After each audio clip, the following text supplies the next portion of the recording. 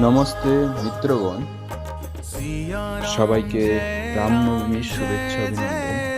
তো একটি অনুষ্ঠানে উপস্থিত ছিলাম চুঁচুড়ায়। তো সেখানে বহু মানুষ এসেছিলেন, অনেকে অস্ত্র প্রদর্শন করছিলেন, ডিজে বাজছিল।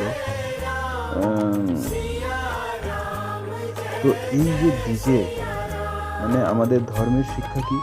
ধর্মকে ধারণ করলে আমরা জীবনে উন্নত করব এবং শান্তি শৃঙ্খলা আসবে। কিন্তু এই যে ডিজের শব্দ বহু মানুষকে কিন্তু প্রভাবিত করে, এতে মানুষের শরীর, বাচ্চাদের উপর অনেক ক্ষতি হয়।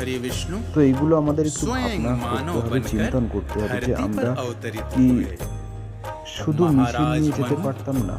আমরা মানুষকে ছোট ছোট মাইকের মাধ্যমে কিছু রামজির ইতিহাসকে বলতে পারতাম না, তাহলে কিন্তু অনেক ভালো হতো।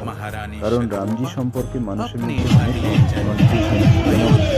মাতা সীতার অভিযোগ, এটা তো মূল রামায়ণের মূল। সেখানে যুদ্ধকাণ্ডের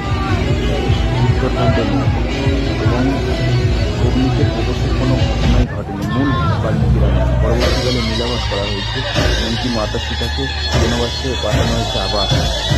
এটা মাথায় রাখবেন। তাই শুদ্ধ জিনিসগুলো যতদিন আমরা জানছি রামজির ইতিহাসকে, আমাদের সত্যি করে আস্থা আসবে না। এবং অনেক বামপন্থীরাও কিন্তু এইগুলো নিয়ে প্রচার করে, রামজির বদনাম করার চেষ্টা করে। তাই জন্য মর্যাদা পুরুষোত্তম রামের ইতিহাসকে জানেন আর আর্য সমাজের রামায়ণ পড়ুন। যদি তার আদর্শকে সঠিকভাবে জানতে চান, তার আদর্শকে না জানলে জয় শ্রীরাম বলেও কিছু লাভ নেই।